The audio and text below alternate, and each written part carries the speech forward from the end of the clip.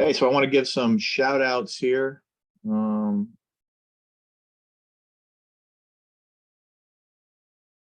let's see. Melissa France, Claremont PD. I love Claremont. We're going to be back down there in September, teaching a homicide class.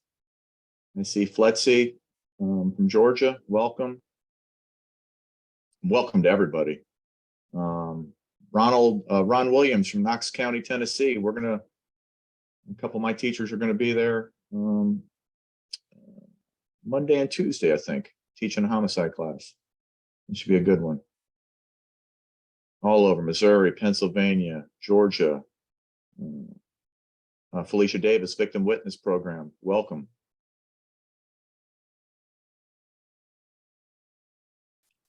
Okay, awesome. Susan Gorba, Nome, Alaska. Welcome. Thank you for being here. Iowa, Winter Park, Rockingham. Okay, Natasha Thomas is coming in from Spain. Wonderful, wonderful. Mario Coleman, when are you giving a homicide class in Iowa? Mario, anytime you want to invite us to Iowa, we'll be glad to come over there or come up there. We're from Florida, or a lot of us are. We have some instructors from all over the country, though.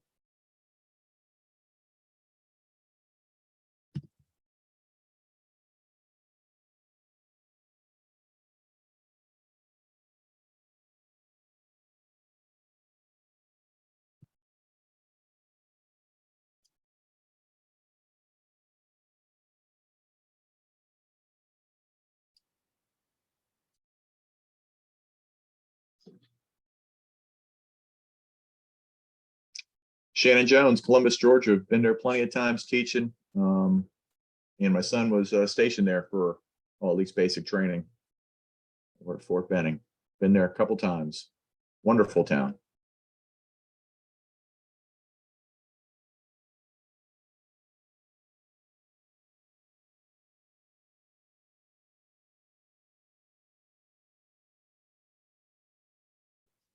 All right, we're going to give people just another minute or two.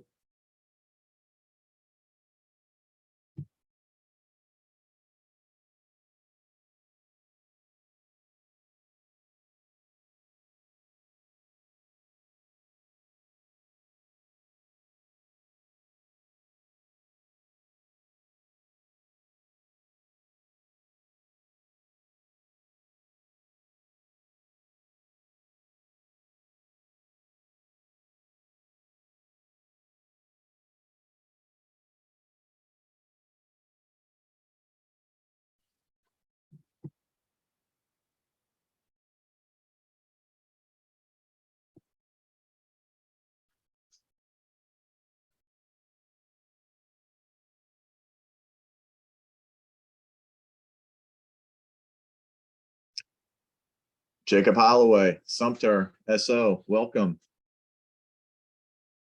Familiar names.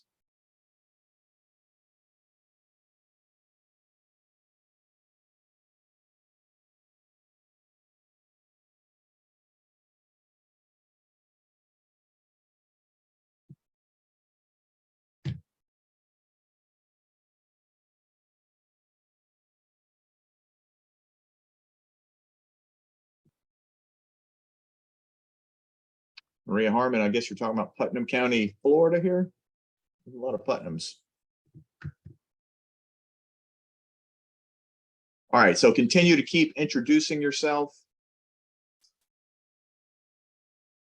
I'm always smiling because Jacob finished up my online course that we're hosting right now. So thank you. All right, Putnam County, Florida. Hey, we're going to get started because I do respect everybody's time, and I thank you for being here. I will let you know. I think I had this scheduled for till 2, but honestly, it's probably going to run about 45 to 50 minutes.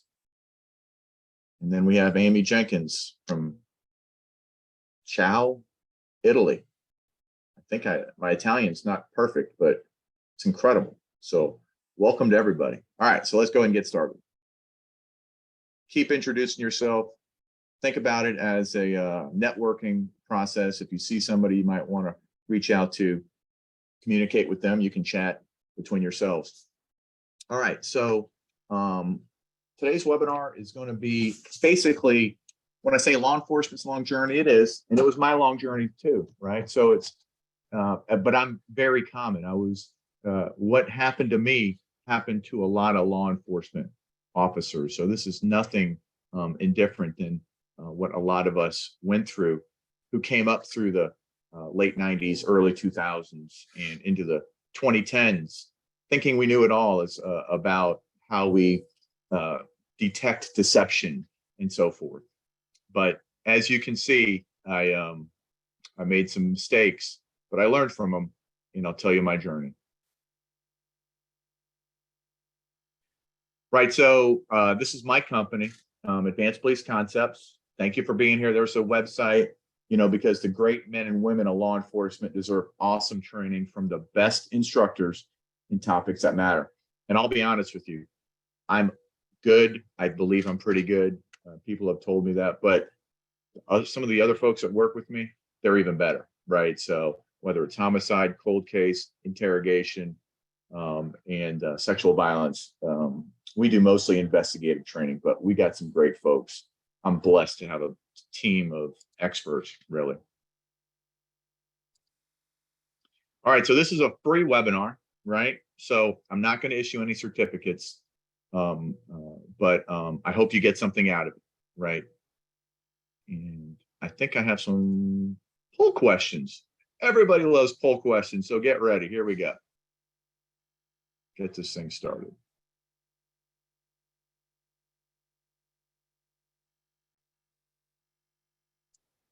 All right, number one.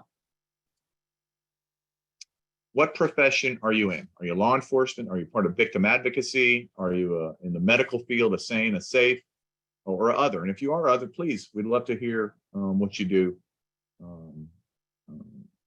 for survivors.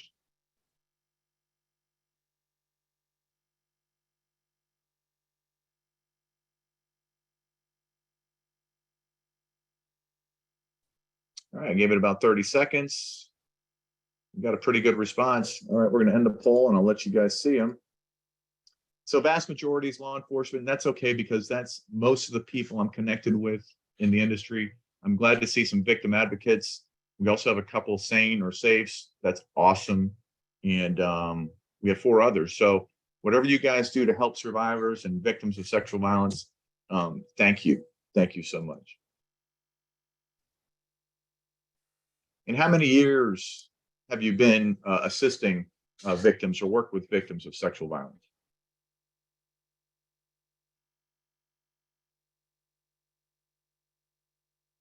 And this kind of gives me an idea of, my audience and stuff, and it gives you a chance to interact with me as an instructor. So I do appreciate you guys. Wow. All right. We had 60 out of 69 people answer the question. You guys are engaged. That's awesome. 62 out of 69.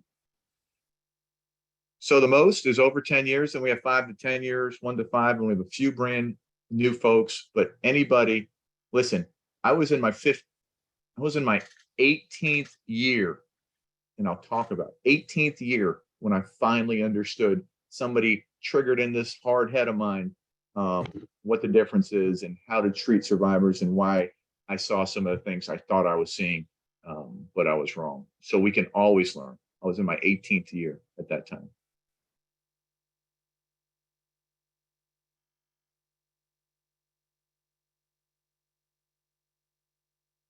No, I didn't share the results. There you go.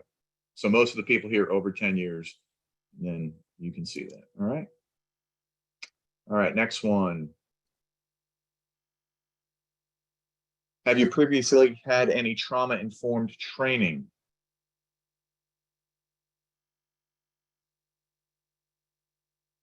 Oh, trending high. Trending high. Most of you have.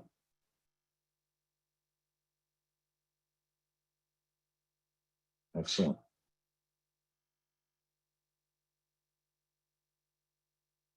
Wow, we are really getting a lot of great feedback here. So most of you, right? But some of you hadn't. And even some of you had, we're always learning, right? We're always growing. Even while I was reviewing this for this thing, I was learning new things and reading new articles. So we're always getting better. And the last one for this initial, I would just like to know, how'd you find out about this course?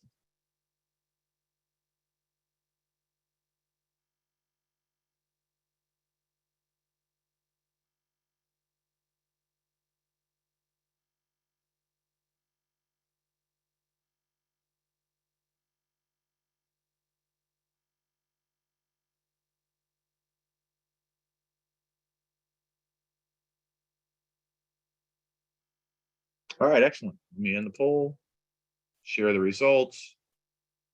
And the vast majority got an email from Advanced Police Concepts. That's great. And I always love that last one. Boss sent me this. So that's good. That means your boss is helping you get better, right? We want bosses we want leaders who are helping our teams get better, especially when there's no cost involved. All right, so let's get moving into some of the stuff we're going to talk about. So who am I and why are we here, right? I mean, in the big scheme of things, you took the time out to kind of sit down and say, hey, I want to listen to what Mike Schentrup has to say.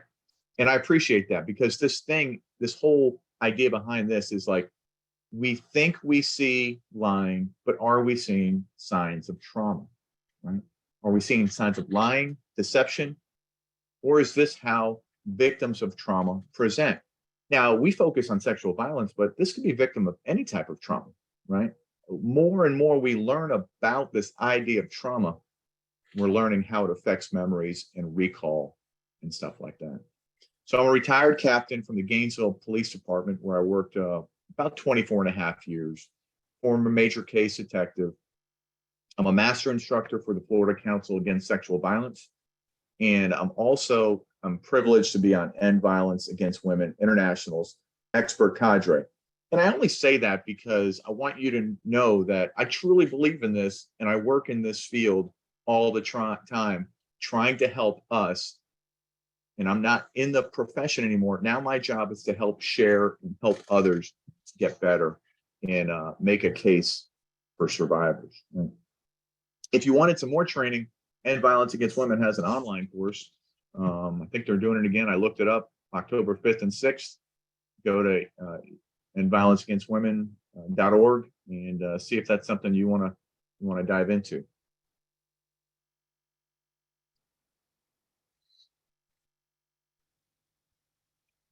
All right, here we go.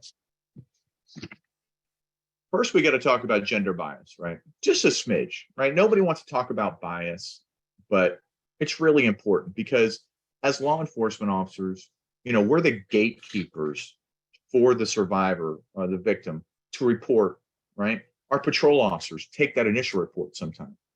They are the gatekeepers, and how we think about things and how we interact and what our upbringing was and all those things that are built into us as humans, right, do play a role.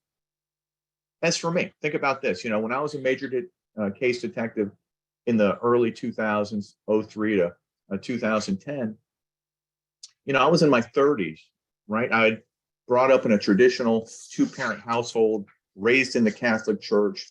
I was married to a woman, had a normal family, all those things, whatever you consider normal, I guess.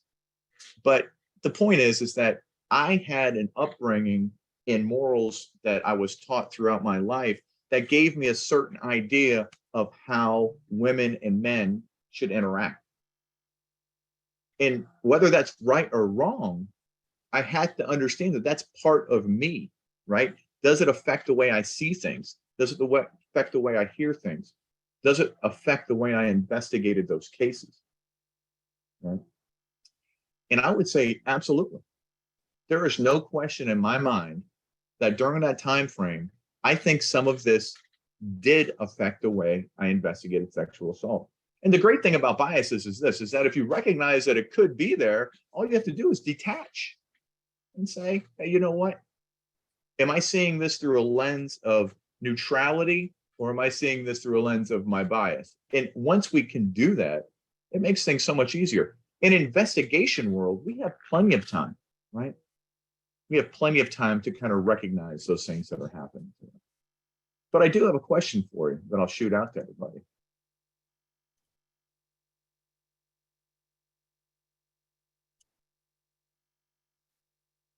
Do you believe gender bias affects our juries? Because ultimately, if we take stuff to trial, right? The state attorneys, the district attorneys, they have to make a case to a jury of the defendant's peers. And that's the way we're set up, and that's okay. But do our juries have these biases that they bring to the jury box?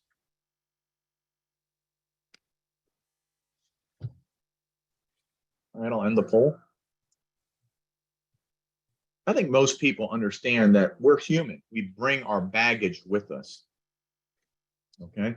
We had one no and a couple maybes, and I get that. But I would have to say, I think we put so much pressure on the prosecutors because they drop these cases. And sometimes they have their own biases, right? Some prosecutors do. But I think the point is that they have to make a case to the general public that this person is guilty of sexual assault. And in their mind, they understand these juries sometimes have these biases, right? So it's our job, number one, to help educate juries, right? That's your job. Whoever you are, experts in your field. That's what you guys are. You're experts in your field. So you have to help educate those juries. But they do have an impact on how we proceed through that criminal justice system. And I think to ignore it, I think is, I don't know. I think we have to admit that it's there. So what was I taught? You know, I had taught those traditional deception detection techniques, right? Whether it was the Reed interview and interrogation class, written statement analysis courses, Foster, I can't remember his first name. He used to teach a class about which way your eyes went, you know, when you were telling a story or making up a story as opposed to telling the truth. And those are the things that coached me up in those late 90s, early 2000s on what to look for if somebody's lying to me, right? What did we learn? We learned stuff like averted gaze. That might be something you looked at as a kid, as a normal human. If somebody's not looking at you when they're talking to you, when you ask them a question, they look away, you automatically think they may be lying to you. That's a human thing. Stalling, seemingly confused about something that they should know, disorganized, right? All over the place. Timeline was here, there, everywhere, right? We see that as signs of deception, or we did. Inability to recall specific details of the crime. I'll talk more about that later, but if a crime happened and we're police officers investigating it, we expect our victims to remember certain things that we think they should remember.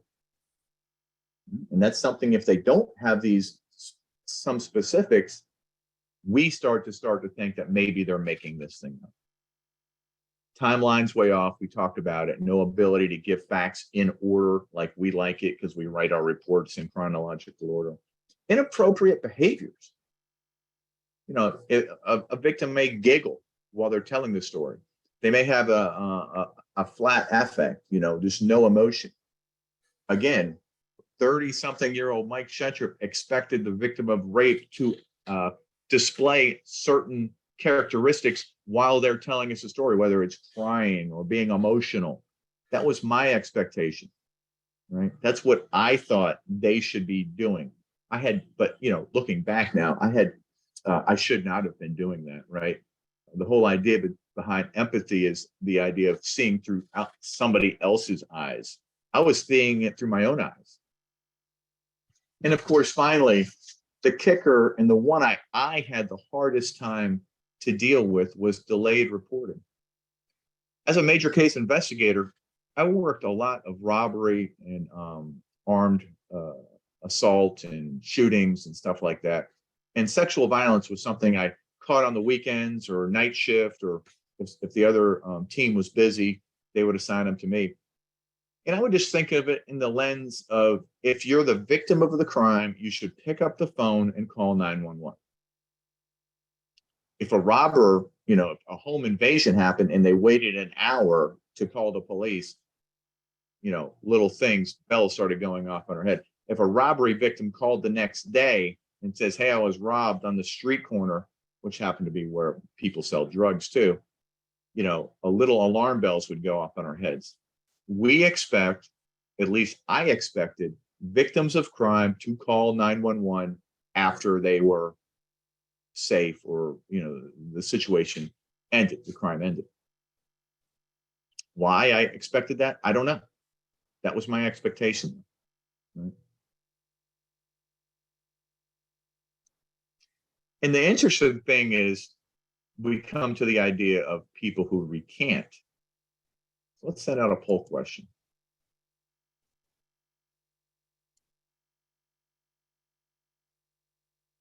When a victim recants or takes back her story, that means that there was no rape. True or false?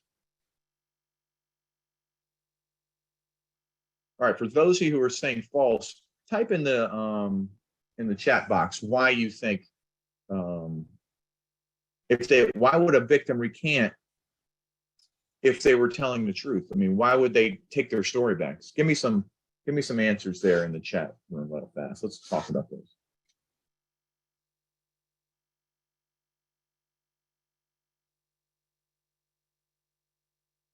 Wow, lots of answers. Good. Scared, fear, intimidation, repercussions, trying to protect someone, fear of being re-victimized, ashamed. Rural Alaska, could be a family member, right? Public pressure, fear of intimidation. I don't think I saw it, but of course, you guys were blasting these chats in there. You guys are absolutely incredible.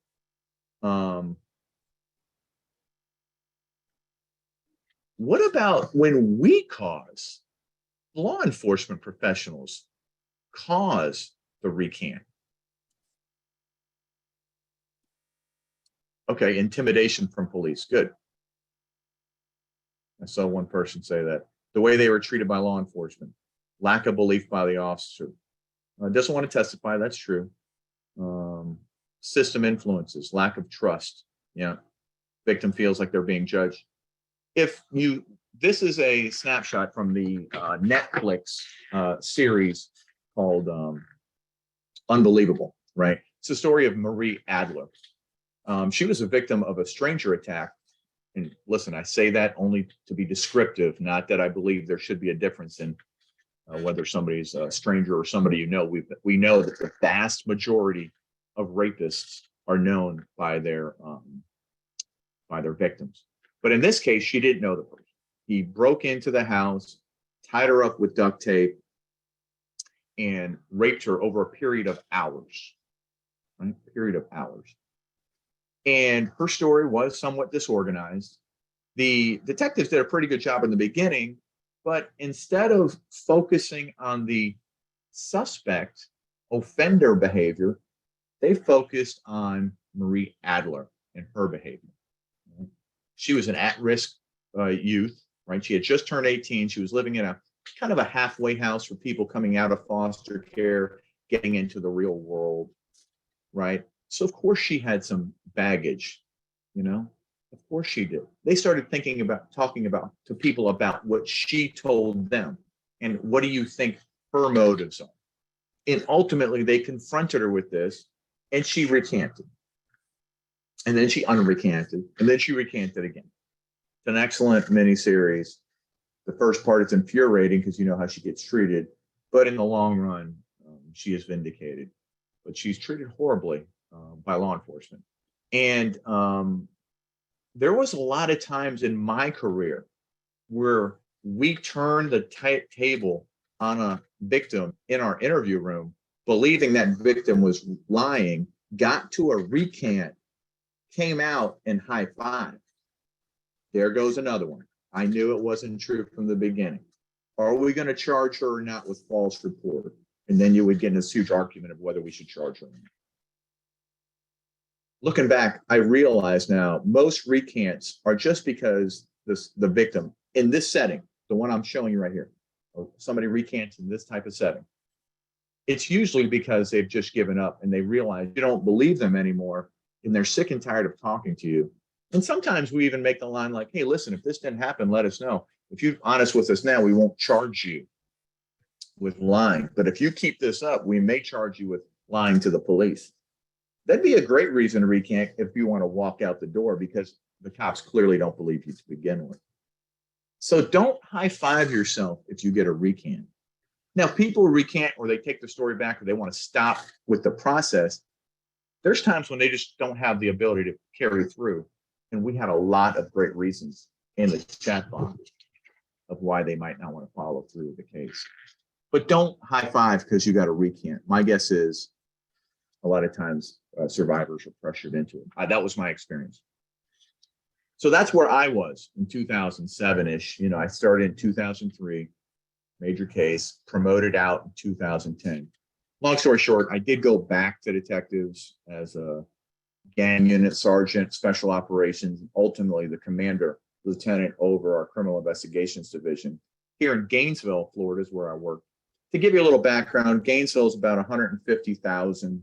It's the home of the University of Florida.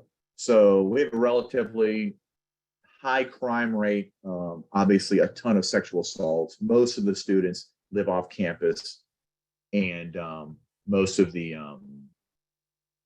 rape and all the bars are off campus. So we have a lot of cases that involve young adults. But in 2007, even, I was starting to think, this is about when I started hearing about Dave Grossman's book on killing and the idea that we give law enforcement officers a day or two to sleep before we tell them to give us their story when there is an officer involved shooting. The theory is that officers are involved in a traumatic event during the shooting, 1 or 2 nights rest may help them give better account of what occurred, help with their memory recall. So whether or not that's true now, I know there's some back and forth whether 2 nights rest, maybe it's just more time to get some sleep and get a meal and you be able to talk to your loved ones before you have to give this account of a terrible incident. But even then I was saying to myself, we're giving cops 2 days rest to tell the story of an officer involved shooting. When we train all the time to potentially be in these incidents, but then we have victims of a armed robbery where they could be pistol whipped or something, and we're expecting them to give us a full account immediately after it occurred. So even then I started realizing, what's going on here? Maybe we need to revisit the way we talk to victims of trauma. It didn't really trigger though yet for sexual violence survivors.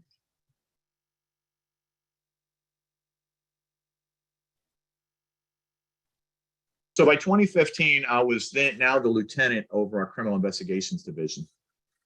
And I had a wonderful sergeant, and she teaches with me now. Her name is Rebecca McKenzie. She's a lieutenant. In fact, she now is the lieutenant over the criminal investigations division. But at the time, she was the sergeant over special victims. And she came to me, and she knew right away that Mike didn't care too much about sexual violence cases. He was much more in tune with robbery and gunslingers and shootings and homicide. That was where he came from, and that was what he was interested in. So she challenged me, and she says, I want to apply for a grant to bring some trauma-informed training to the Gainesville Police Department. And we worked together on that grant, and we ended up getting it. And the first part of this is through the Florida Council Against Sexual Violence, which is a statewide advocacy group for sexual violence.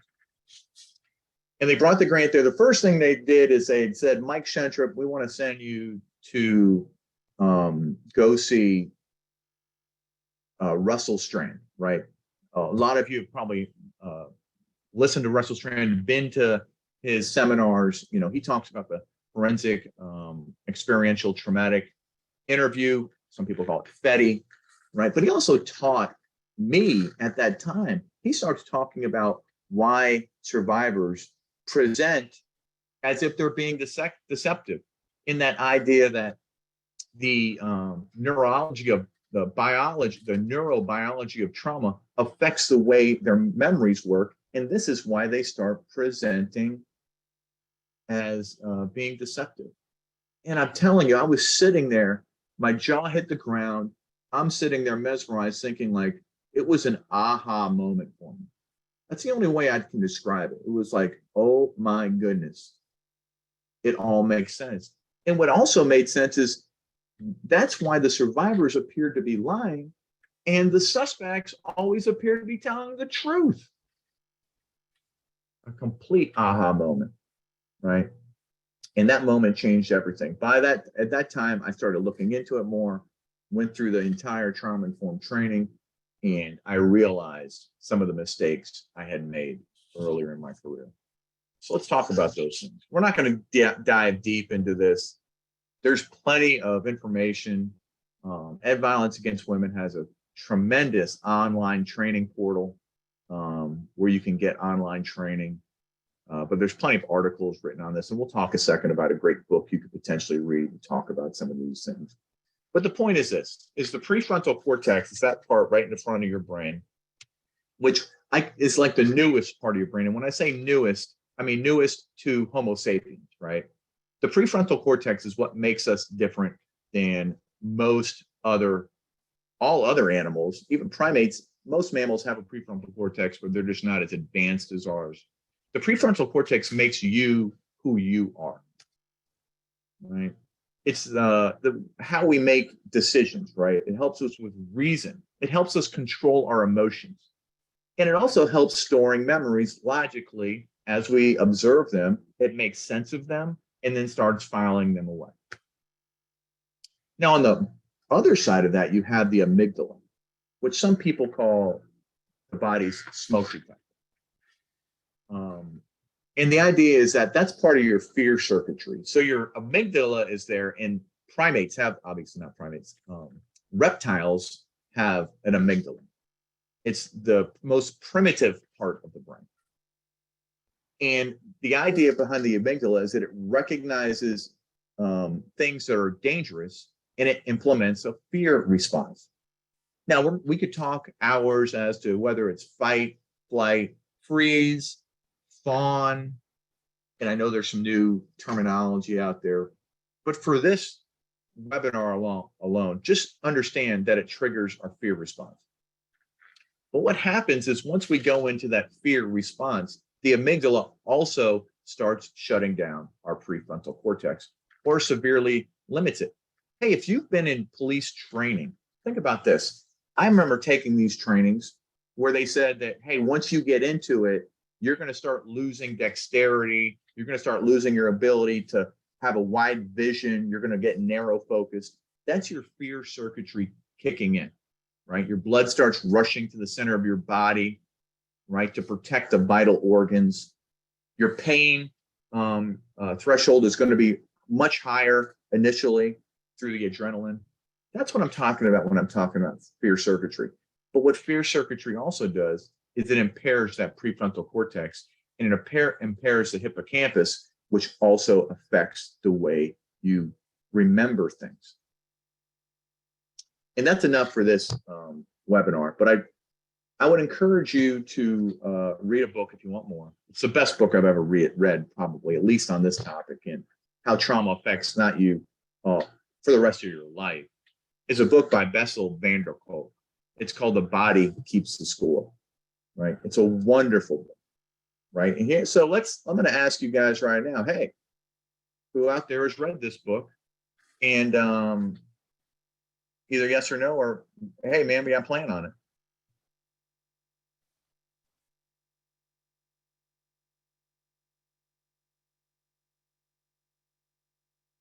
You want to hear a funny story? Is I can't remember how I got turned on to the book, but it's pretty it's funny in the fact that I finally got the audiobook and I listened to it, and it was great. And about 6 months later, I'm going through my old stuff, and lo and behold, guess what I pulled out of my box of things?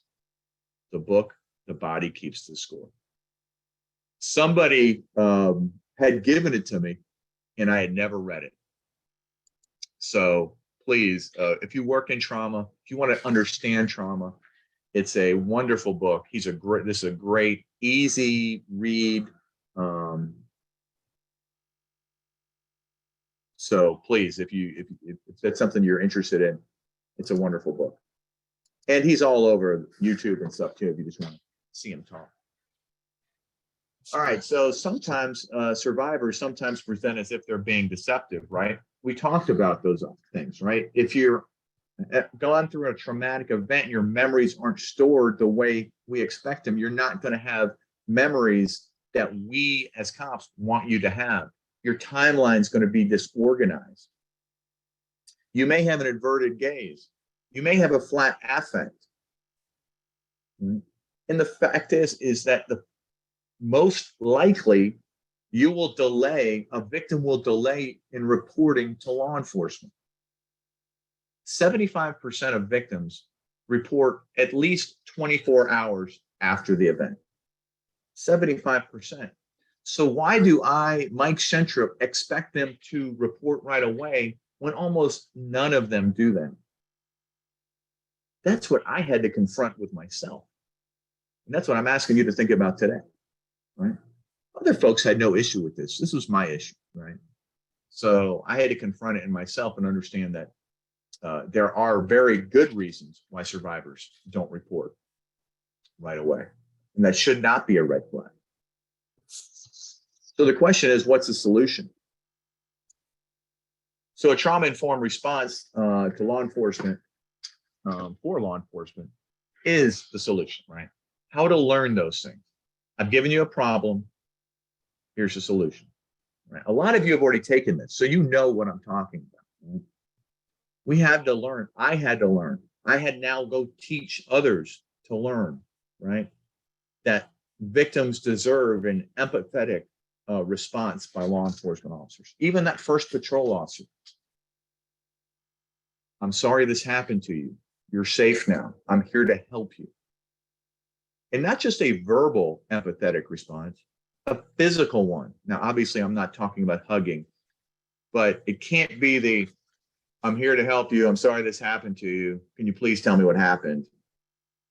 A true empathetic response to the survivor. Make them feel like you're there to help them, that they are safe, that what they tell you, you are going to believe. We have all these things about this idea about belief first. I talk about it all the time because I think it's important. But the fact is, we believe robbery victims first. We believe burglary victims first. We believe car theft victims first. And then we investigate. We always have this theory that we hear a story from a survivor. We don't really believe them right away. And then we focus on the victim as opposed to focusing on the crime and the suspect. And when I say believe first, it doesn't mean believe forever. It just means in that moment when you're taking the initial report and they're taking their initial statement, you're going in with a mindset that they are telling you the truth. And then conduct an investigation. And if there's things in the investigation that don't add up, of course we have to readdress them with the victim. You should also take this concept with a suspect. Believe them first. And then when things don't add up, then we confront them with evidence. But in law enforcement, we've wanted to shortcut sexual violence investigations for years by before we do an investigation, we decide the victim's lying by what their statement is and how they're presenting to us, and then we just don't investigate.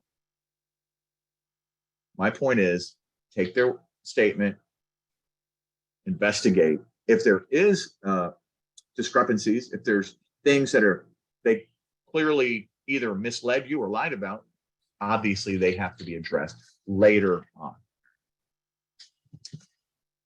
Like I said, be offender focused, right? Don't initially judge the victim by her account and give them some time.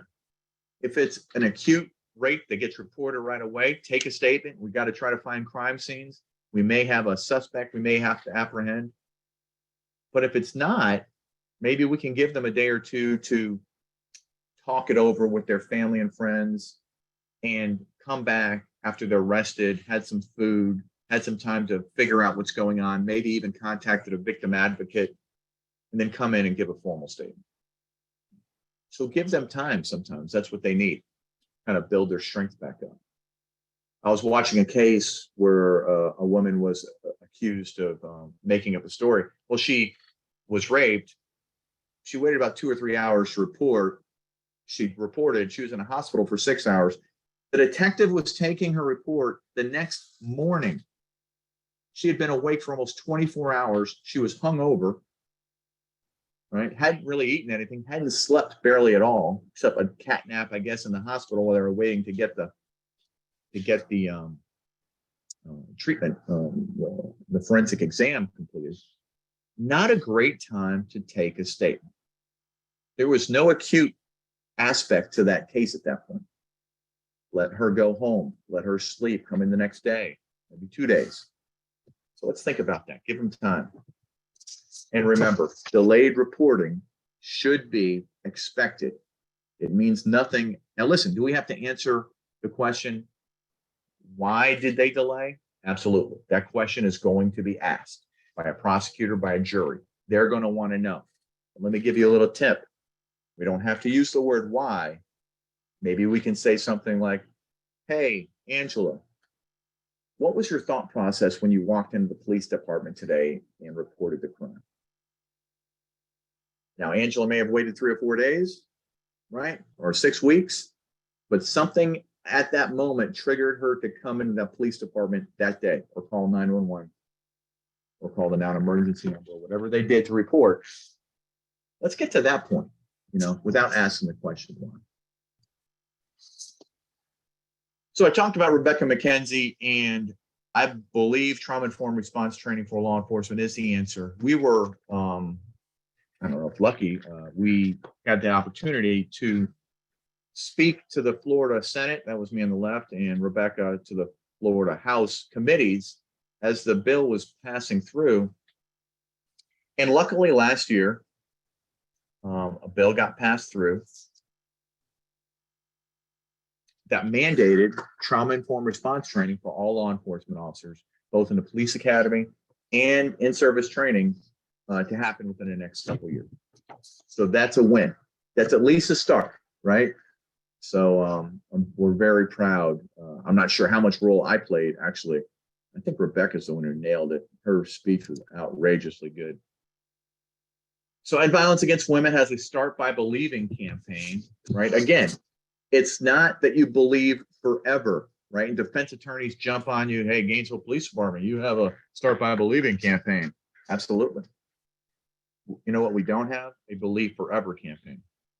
Start by Believing means, and remember, Start by Believing is not just for law enforcement. It's for everybody. It's for your first contact with the friend when a sexual assault survivor goes and talks to a friend. Hopefully they believe first. Shannon Jones, I saw your comment. Hang in there. 100%, I will address that. But yeah, it's not Believe Forever. And it's for everybody. It's not just for law enforcement, right? So I have another poll question. I think you might know what it is. Have you or your organization taken the End Violence Against Women International Start by Believing pledge?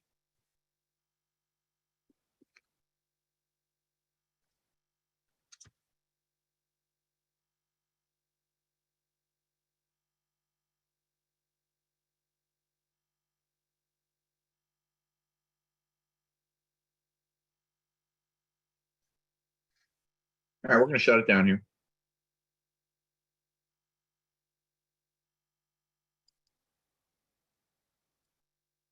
All right, 11 out of 50 said yes, 22 no, 17 said no, but you're going to look into it. Hey, listen, I'm not saying you have to do it. I would just say that, do you think when this bus drives by campus and a student is walking onto the bus and they see this, it may have an impact on whether they report or not? Maybe. And remember, only about 20% of rape victims actually report the sexual assault to law enforcement. We have a long way to go, long way to build confidence with their survivors. So I'm going to ask this question.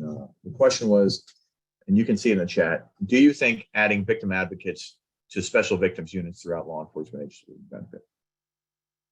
Short answer is 100%. 100%.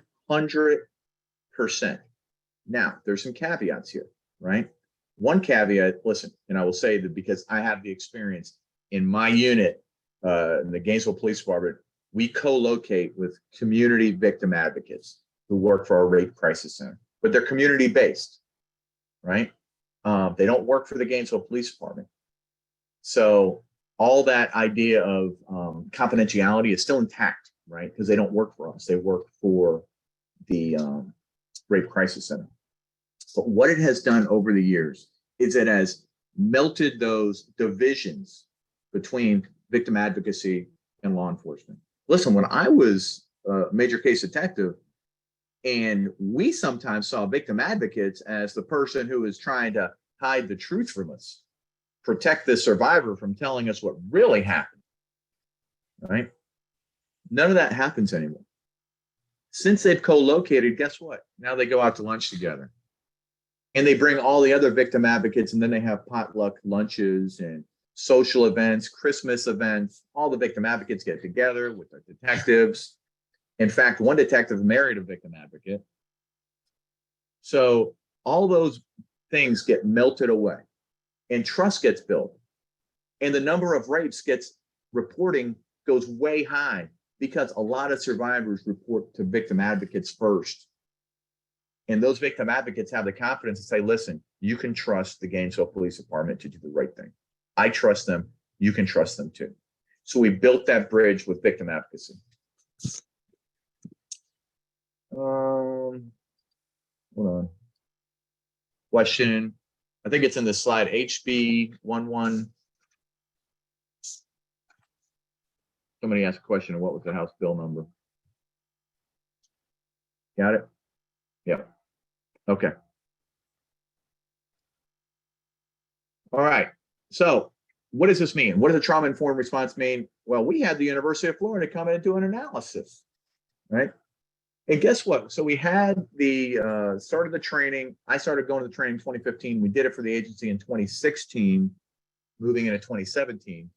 So look at some of this data they reported on, right?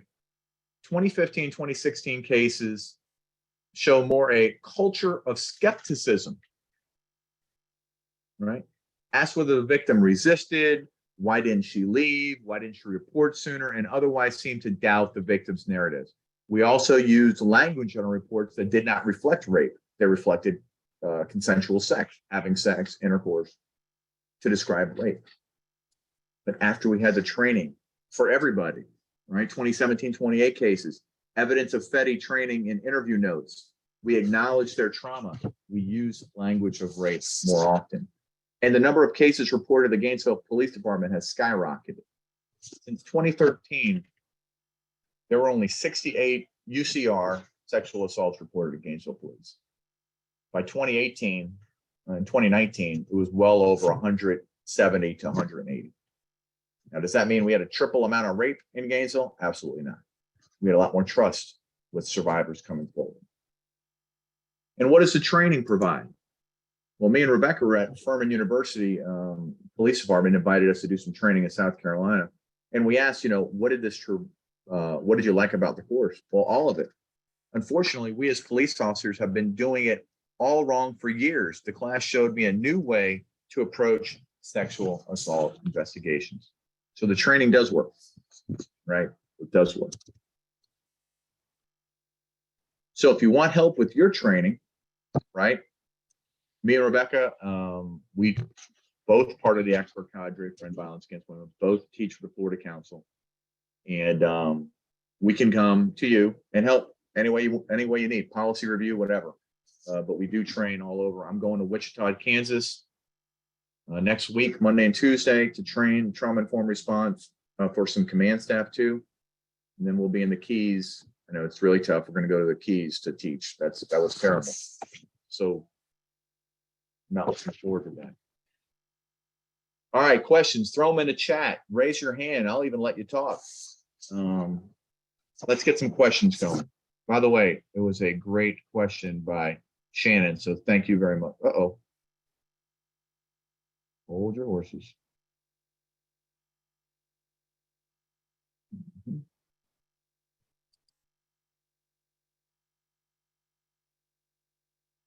Let's see what I did.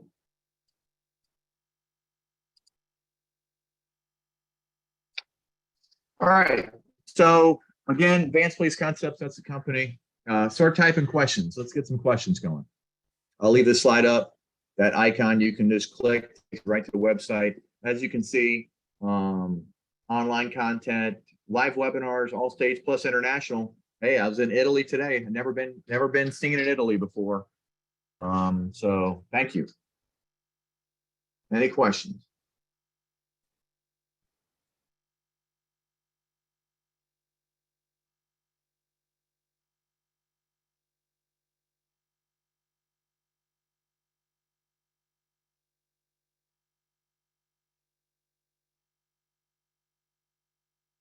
All right, that concludes this.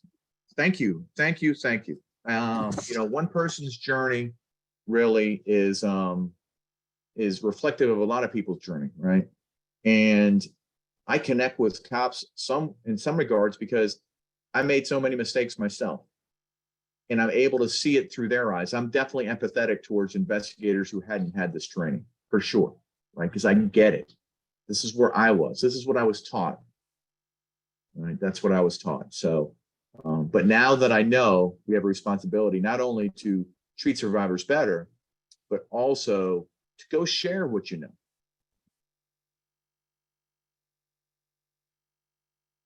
Good luck, Jacob. Anybody wants to stick around? I'll be on for a couple more minutes, and you can ask questions. If you need any more information, you can email me. My personal email address, obviously. Hey, listen, connect with me on LinkedIn, please. I love connecting on LinkedIn. So if you're part of that community, I strongly encourage you to join LinkedIn. It's a professional development area. It helps you get better. Really good stuff posted there. So please join LinkedIn. Thank you, Shannon. Yeah, I know. Listen, it was funny. I wrote an article talking about the mistakes I made, and the chief counsel for the Florida Chiefs Association contacted our chief at the time and says, I think this is very dangerous that he's admitting that he may have made mistakes early on in his career. My chief he was like, Mike, I heard you did an article and stuff like that. I'm like, yeah, I did. I said, Chief, if we can't admit to making mistakes and trying to do better after we learn what those mistakes were, what are we doing here, right? We should, as police officers, ability to make mistakes. Hey, Melissa, I know you got late. What I'll do is I will email out to everybody the recording. So if you want to share it with your folks, you're more than welcome to.